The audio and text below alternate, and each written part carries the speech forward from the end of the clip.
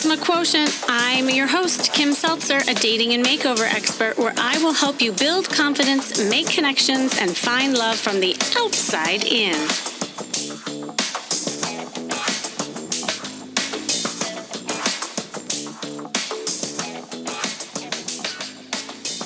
Have you up-leveled in your life lately? I mean, once you've begun succeeding in any endeavor, you'll reach a threshold where you must decide if you're ready to go to the next level. And most people get really comfortable at a certain stage because they don't want to deal with the emotional purging that's involved with up-leveling. And here's the thing that most people don't think about. When you're trying to get to the next level of something in life, and this could be anything, it could be love in your career, when you decide to up level and go bigger, your life becomes very difficult for a short period of time. And a lot of people don't like that. I mean, all of a sudden, the confidence you used to have where you master something, it feels completely gone. And this is why a lot of people don't go for something bigger or better, because the fear of the pain and the emotional turmoil that's attached to it is so great. So the discomfort of the up leveling deters a lot of people, because let's face it, it's easier to stay in a state of comfort and with what you know. But how is that dynamic working for you in your love life? There's a client I work with who was completely ready to uplevel her love life. And she had gotten to the point of being really good at flirting.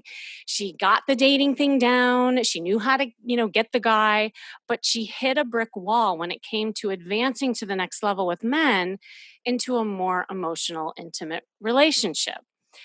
Now, her history was that she was emotionally abused as a child, and she never experienced how it felt to express her feelings in a safe environment or receive emotional support. So she learned and was confident in keeping things light, getting attention from men with her charismatic and flirtatious personality. But when it came to wanting more and they wanted more, her guard would go up. And somehow she would sabotage it. And unbeknownst to her, and was subconscious, but she would sabotage it from progressing. And the problem was that what she craved, she actually feared. So she was at this like tug of war with herself. So for her to achieve a state where she became bigger than her fears, she needed to, level that up. And that was super uncomfortable for her. So I gave her a bunch of exercises to build her emotional intelligence so that she learned how to identify, express, and manage her feelings so that men could feel her more. Because that was the complaint that a lot of guys were saying, is that they just couldn't get a pulse on her. They couldn't feel her. And I had her practice, and it was like building a muscle. And on the first dates where she would share more of herself and practice receiving and listening to that, taking that in and being okay with it. And it took a ton of practice before she was ready. But she had to tackle a smaller version of this goal and to become really great doing it. And then she finally got past the discomfort and leveled up to finally landing this great guy who was emotionally available. And this was totally foreign to her. And, she's still in it today, but she still texts me today because she finds herself kind of defaulting to that place where she gets scared and wants to sabotage it. But she now has the tools to know that. She has that awareness, and she is able to stay in it. So many times in the pursuit of your goals, you hit brick walls that stop you from advancing. This is especially so when what you are trying to achieve is bigger than what you are capable of accomplishing at that point. So it's important to stay with the discomfort to be successful. And with me today, I have an amazing guest and a friend who knows all about how to take things to the next level in all aspects of life. He is keynote and TEDx speaker. He's a business consultant. He's a podcaster. He has the #1 podcast for counselors, the Practice of the Practice podcast, with interviews with Pat Flynn, John Lee Dumas, and Lois Howes. He's a rising star in the speaking world. I've seen him in action. He is a writer for Psych Central, has been featured in the Huffington Post, Forbes, Good Magazine, Reader's Digest, Entrepreneur on Fire, and Yahoo News. He is the author of 5 books and has been named the Therapist Resource Top Podcast consultant and blogger. Welcome, Joe Sanok. Joe, are you there? Hey, Kim, how are you today? I am so great now that you're here. Oh my gosh, I love hanging out with you. And so when I looked at my schedule this week and saw that this was on it at the end of my week, I'm just so excited that this is the capstone for my week. Oh my God, it's so mutual, and really we kept running in to each other at these podcast summits and whatnot. And I feel like there was a reason for it because we come from like, a similar background, being a therapist and also, wanting to help people in a bigger way. And I'm so impressed with everything that you've done in the therapy world and the coaching world, because you've really up leveled therapists even, right? And so but I don't think I really know your full story. You and I chatted a little bit, but like, how did you get to this point? I'd love to hear more, like your personal journey. Yeah, it's super unexpected because I was raised by a school psychologist and a school nurse. My in-laws, my wife's Oh, parents, were a special ed teacher and a computer-aided design teacher. So the narrative I always heard was work hard, get good grades, and someone else will bless you with a really good job. The idea of being an entrepreneur or doing anything business, for one, I didn't hear that message. And my first business experience was selling vacuums door to door. And it was terrible. I mean, they taught me how to sell this $2,000 vacuum in like a trailer park and teach people how they would actually make money by spending $2,000 on a vacuum. And so for me, oh my business was the gosh. farthest thing from my brain. And really, I went that kind of psychology direction for a really long time. I got jobs at nonprofits, community mental health, was in the wraparound programs, helping at-risk kids. But then I had a job at a community college, and it was the kind of top job in my community. A state pension, highest pay other than probably private practice. So it was that job that I was supposed to love that I had got that job. But I'd started a side private practice and was really enjoying just doing kind of some practice on the side, would save up a little bit of money here and we'd buy a new mattress and save up a little more money from that and then Mm-hmm. pay off a little student loans. And it wasn't even a career direction at that point. But then I started to notice opportunities. Like one of the people I was supervising said, "Hey, could I join your practice?" I said, "I don't know how to have an employee or 1099 or even the difference between them, but I'll figure it out." And then I added him. And then another intern I supervised, she joined the practice. And I realized that I had a business and I didn't even intend Mm-hmm. to have a business. I thought I should probably learn a thing or two about business. And I realized that it wasn't that just business is good or bad. It's neutral. It just magnifies what's ever there. So if I'm selling a product I don't believe in, a vacuum cleaner, door to door to people that I think don't need this product, of course, as a good person, I'm going to feel slimy about that. And that's good that I felt slimy about that. But then when I had something that I knew changed people's lives, counseling, I wanted to learn, how do I market this so people understand the value of the product that I'm offering and that we do as now a group practice. So then I just started blogging and podcasting about it. And there was nobody else at the time that was podcasting. So from day one, I was the number one Mm. podcast for counselors. And now actually we have the stats to back it up. But from day one, we were the only one. And so it's great to be kind of first to the show, because then you're the leader for kind of everyone else that comes after you. That's so awesome on in a lot of levels. And I you can't see me right now, but I was smiling as you were telling your story because it's such a similar story. And what comes to mind is I grew up in with the same mentality. Like, I mean, growing up in the Midwest, I think there was just also a societal expectation of, you go to school, you get the 9 to 5 job, you help people, and then you get your paycheck. There was that kind of conformity that goes with it. And how you push past that, how you can do more for yourself. Sometimes there's like a lot of guilt that gets attached to that. And I think that's true with any time you think about pushing past something that's, again, what I was talking about before, super comfortable. So like I wondered, like for yourself, and I'm also interested in how this played out in your personal life, like how did you move out of that conformity mindset, into something bigger and greater. And even maybe with your relationships. I don't know how that Yeah, I played mean, out. it's really hard because I don't remember who in my life said it to me, but they said whenever you level up, you're going to disappoint people. And so I remember I Mm, was a supervisor for new counselors, and I was always full. There was always tons of people that wanted to work with me. They listened to the podcast. I would do this 1 4 hour chunk once a month, so it wasn't a lot of my time, and I made a bunch of money from it.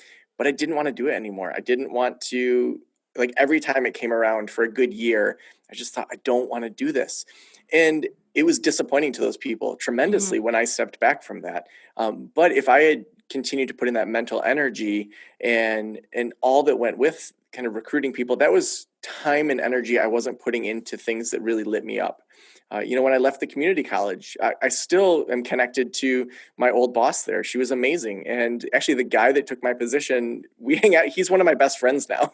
oh, So, really? yeah. And so, I think that was something that I had to realize in leveling up.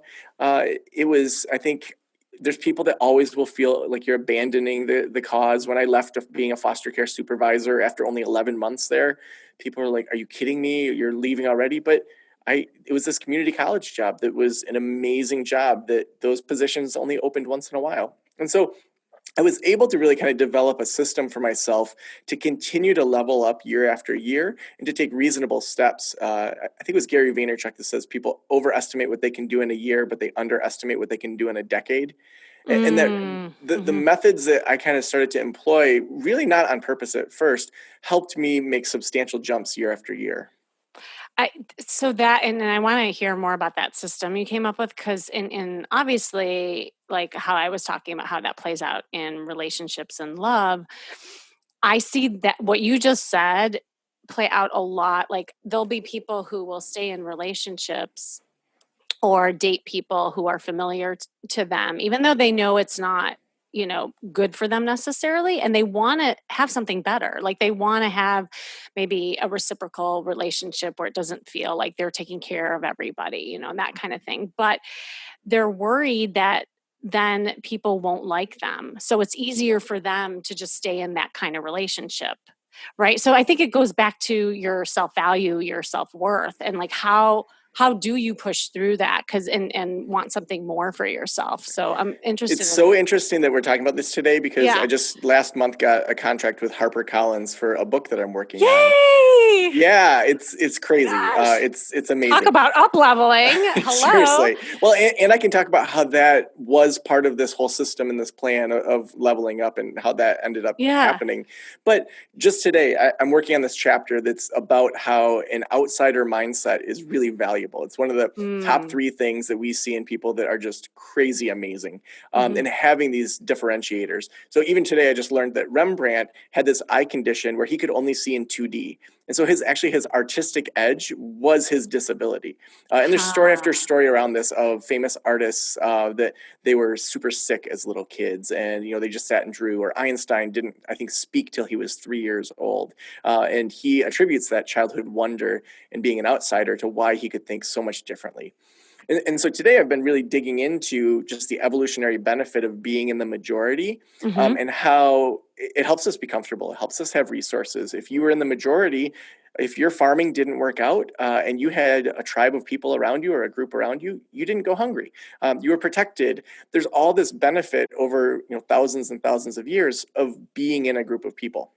And so we avoid being in the minority as much as we can. We try to not be that outsider, even though that's where often the biggest innovation happens.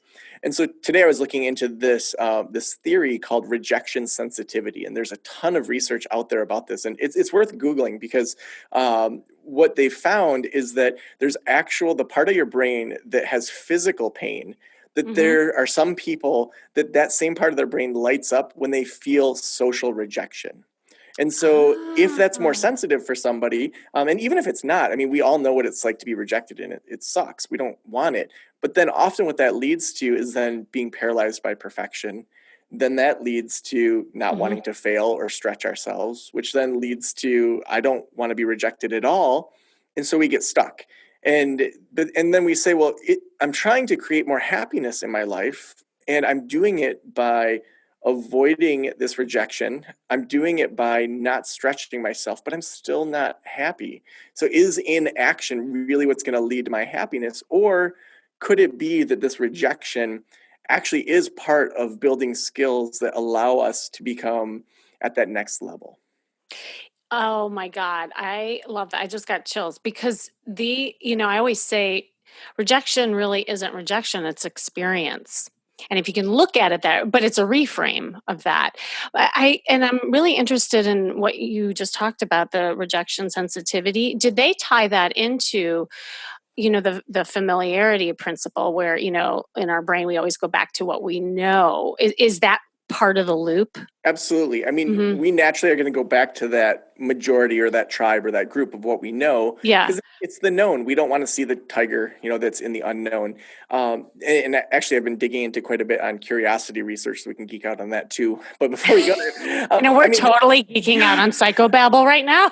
well, and so Love there's it. two major ways to Yeah. combat that fear of failure, that paralyzed by perfection. So the research is Okay. pointing to first building rejection opportunities, and then second doing what's called psychological vulnerability reduction. And so I can dig into that a little bit, but the So in first one, English, that yeah. means So basically, psychological vulnerability reduction Mhm. means so psychological vulnerability. We all have vulnerabilities that upset our brain. And so, if whether it's the ACEs study or child trauma or just personal rejection in the dating world, we all have vulnerabilities, blind spots, baggage, we might call it. Mhm. And then reduction, there are research based ways to reduce that. So, we could say baggage reduction.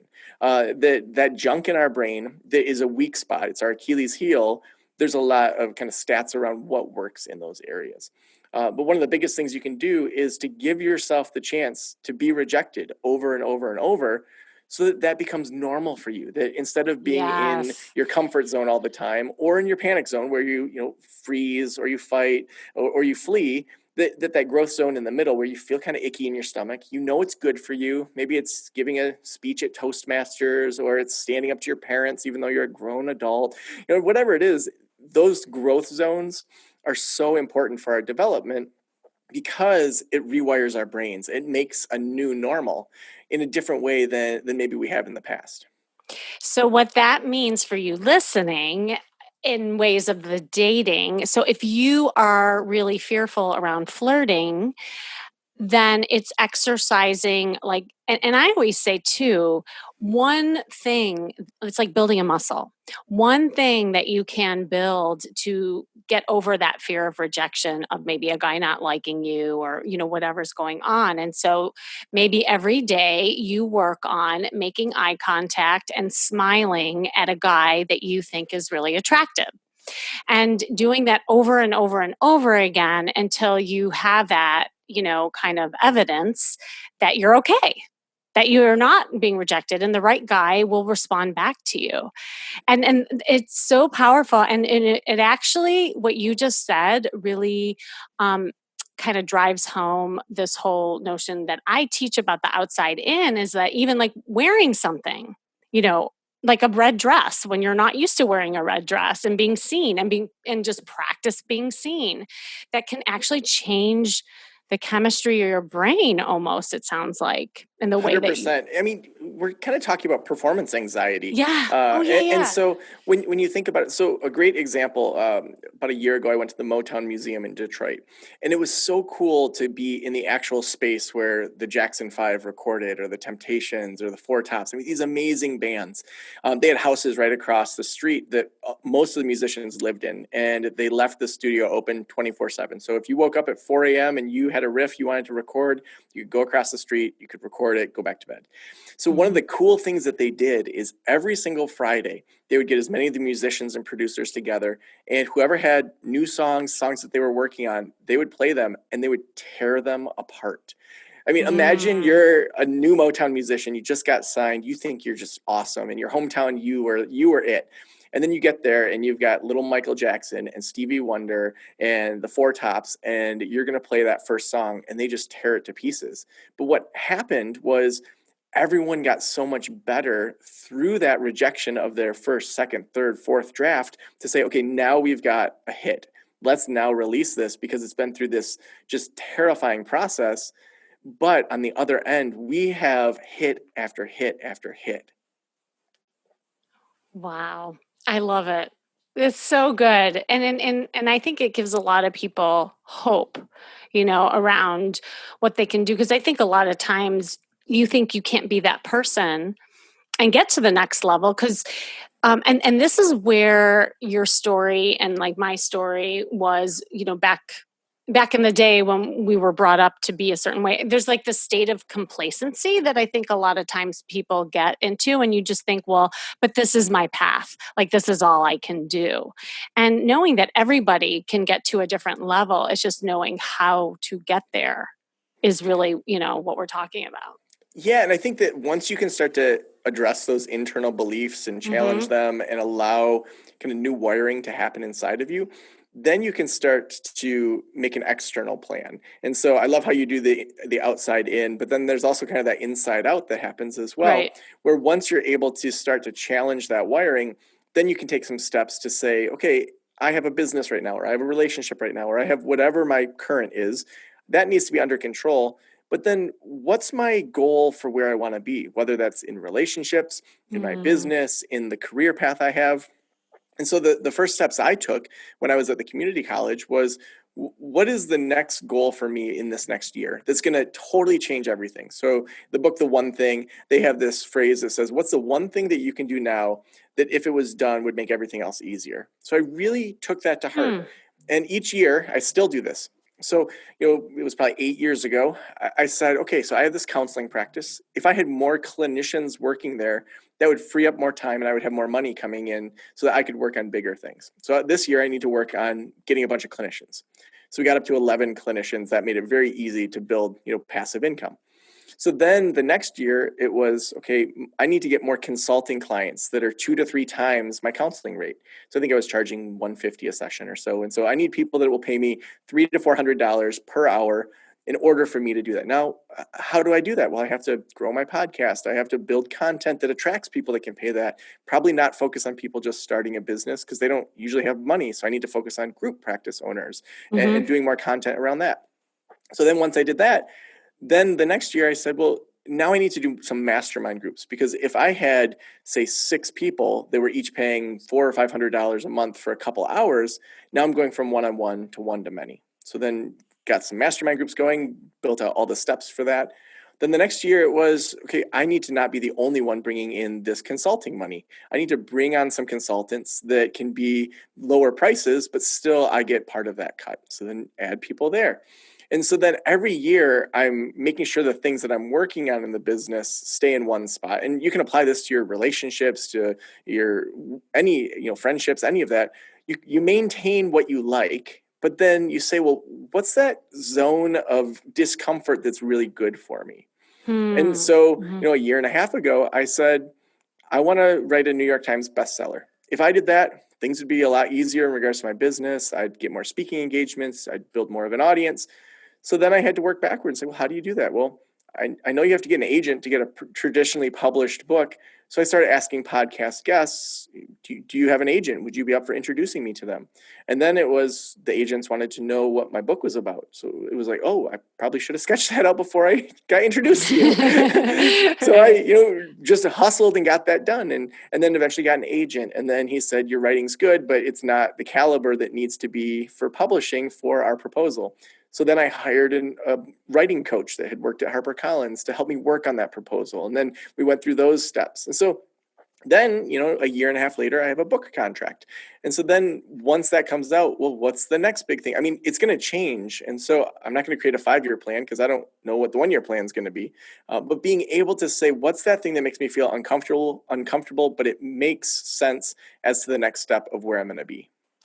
When I'm hearing you say, and this is so helpful, and often what I teach people too, it's like, what are things that you can set up for yourself in chunks, like kind of those smaller goals that add up to the bigger picture. Because you're right. Like, I think sometimes people shoot way too far in advance of the future. Like, I just want to be confident. I want to find my soulmate. Well, I mean, that's great, but how are you going to get there? Right. It's like if you knew how to do that, you'd be doing that already. And They have a so, vision board with a house on the beach, and yes. that's fine, I guess. But if it keeps you focused on your goals, but let's actually do some things to get there. It's the action and what you're talking about. Well, how, and this is just like working with so many people and for yourself, what are some signs that people know for themselves that they are up leveling? Like, how do they know, okay, this is that discomfort that Joe and Kim were talking about, that I know I'm kind of pushing past some of these things that I know I need to do for myself. I mean, I would start with just like a gut reaction of, oh my gosh, I can't believe I get to do this. And so Mhm. when I go on a podcast like this in the middle of a workday, I'm still amazed that somehow I have created a job for myself or a career for myself that I get paid to hang out with Kim. like holy cow! All of my report cards as an elementary kid said Joey talks to his neighbors too much, and I now get paid to talk. And so first thing is just noticing: do you experience amazing joy around what you get to do? Do you feel like it's creating influence on the world, impact on the world? Are you innovating? Those are all things that should be popping up for you. I would also say, how much do you feel like you are naturally going after things that you're curious about? Curiosity, the research says that curiosity really is when you experience something that challenges your mindset and it doesn't reconcile, your brain naturally wants to be curious and figure out, like, what's the truth here. So it could be, if I act a certain way on a date, then it's going to be a good date, but then that Mhm. doesn't happen, and you're like, wait a second, this is not what I expected here. Now I need to be curious about mannerisms, about dress, about listening to Kim's show more and figure this out. And so I would say, when you get to that next level, you should be feeling nervous sometimes. You don't want to be in that hypervigilance all the time, because then that's going to do some crazy things to your body, but it's also going to, it's not a good place just to live in. But you want to be pushing yourself into new areas that you really aren't sure what the outcome is going to be. Yeah. I see that happen a lot with, like I've been working with some clients recently where they've never been online, and it's just like they usually were meeting people out and about, and just the whole notion of exposing themselves Mm. online was just daunting. And so they those words that come out of people's mouth, well, I'm scared, I don't want to be seen, what if guys don't like me, I don't have a good enough body, like all those things that were firing. And I said exactly, I said, you know what? That's so good that you're feeling that. I love that discomfort. That means it's something you got to do. you Yeah. know, I said, obviously, if it was something that you were comfortable with and things still weren't working, then that's not good. But you haven't tried this, so that is a good thing. And it's that adrenaline rush almost. The discomfort could also be adrenaline. Is using that. It's having that almost be like the drug that carries you, to the next level. So Well, yeah. and better to have somebody reject you before you go on a date than waste your time. I mean, I would rather have somebody Yes. say, "Oh, that body's not for me." Okay, great. You just saved us both a bunch of time and money. Good. Totally. Yes. Yeah. But it takes that confidence to look at it that way and say, "Oh, well, you're not my person, because my person's going to love my body." Like that's where it needs to be. But you have to go through a series of, like what you're talking about in order to get there. So, yeah. No, that's really good. Well, Joe, you and I could like psychobabble and geek out forever. I feel. Absolutely. I know. I know. Thank you so much. Well, do you have any kind of last words of wisdom, and also let everybody know where they can find you and we can follow you with your new book coming out and all of it? Awesome. Yeah. So I would just say, final words of wisdom is, don't be hard on yourself. Like, there's so many people that are hard on you. Yeah. You don't need an extra person to be hard on yourself. So all of that internal baggage, not that you can just let it go. Like, we all have stuff that we hold on to for one reason or the other. But be gentle with yourself. Um, For however you got to where you're at, when you notice those things that you know are not healthy for you, do your best to work on them, to let them go, and to realize that there's some things that take time to let go of. Love it. Love it. Where can everyone find you? Yeah, so my website is practiceofthepractice.com. That's a great place to connect with me. We're online at Practice of the Practice everywhere. Also, podcastlaunchschool.com is a place where we help people launch podcasts that want to kind of grow to that next level. And at some point in the future, we'll be launching a website around the book and around my speaking outside of Practice of the Practice. But for right now, that's the best place to find me. Awesome. Are you allowed to say what your book's about? Yeah, the working title is Thursday is the New Friday, and the basic idea is looking at the 4-day work week, how we got to this place in history, which actually just quick reveal, we made it all up. Even the 7-day week, the Babylonians just made up. You know, the Egyptians had an 8-day week, the Romans had a 10-day week. Henry Ford, less than 100 years ago, randomly picked the 8-hour day. Like we Huh. made this up. And so I kind of challenge that idea that we have to have this 40-hour week in order to get the outcomes we want. That's an old industrialist mindset that we just need to get rid of. And then I walk through kind of our internal inclinations and then how we slow down in order to kill it more in our businesses and in our life. Oh my God, that's amazing. Well, here in LA, we always known that. Like, I think we literally like end our week on Wednesday. People start. That was one thing when I moved from the Midwest to here. I'm like, wait, nobody's working after Wednesday. So I love it. I can't wait. Well, thank you so much again for coming on, and just love knowing you. Thanks for joining me. And it's been the Charisma Quotient. I'm your host, of course, Kimmy Seltzer. Remember, you can build confidence, make connections, and find love from the outside in. And if you want to know more, of course, go to my site, kimmyseltzer.com. And if you listen to this and you realize you are not up leveling in your love life and you want to, hop on a call with me. We'll map out a strategy. I promise at least we'll get some clarity around where you need to go to get there. And stay tuned until next week with more tips on how to feel and look fabulous every day.